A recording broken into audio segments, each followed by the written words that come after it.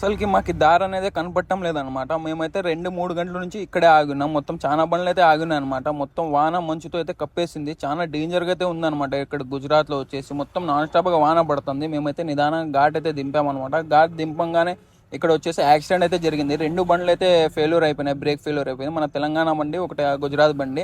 దాదాపుగా 2000-3000 బండ్ల దాకా అయిపోయినాయి. ఇలా రాంగ్ రూట్లో వెళ్తారు కాబట్టి మనకు యాక్సిడెంట్లు జరుగుతాయి. కొద్దిగా నిదానంగా చూసుకొని వెళ్ళండి. చూడండి 2 బండ్లు ఎలా గుద్దుకున్నాయో. ఒకవేళ ఈచర్ బండి లేకపోయింటే మన తెలంగాణ బండి కొండ అవతల పక్కన పడేది. పక్కన వచ్చేసి లోయ ఉందనమాట. మన డ్రైవర్కి అయితే ఏం కాలేదు. చాలా హ్యాపీగా అనిపించింది. డ్రైవర్కి అయితే ఏం కాలేదు. 2 బండ్లు గుద్దుకున్నాయి అనమాట. దాదాపుగా 4 గంటల సేపు నుంచి అయితే బండ్లు నింపుకున్నాం.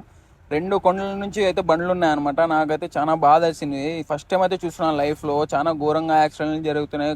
బండ్లు అయితే పట్టీలు అయితే ఇరిగిపోయినాయి అనమాట. ఇంట్లో వంగిపోయింది చూడండి బండి. నాకైతే ఫైనల్గా వచ్చేసి గుజరాత్కి అయితే వచ్చాము. గుజరాత్ రావంగానే నాకైతే చాలా హ్యాపీగా అనిపించింది. ఇక్కడ మొహరం అయితే జరుగుతుంది. ఫస్ట్ టైం చూస్తున్నాను నేను గుజరాత్లో మొహరం. బాగా అయితే చేస్తున్నాను అనమాట. ఫైనల్గా వాన్లో అయితే బండి అయితే అన్లోడ్ అవుతుంది. నాకు చాలా హ్యాపీగా అనిపించింది. మనం నెక్స్ట్ వీడియోలో ఖచ్చితంగా కలుసుకుందాం. మన పేజ్ని ఫాలో చేసుకోండి ఫ్రెండ్స్. బాయ్.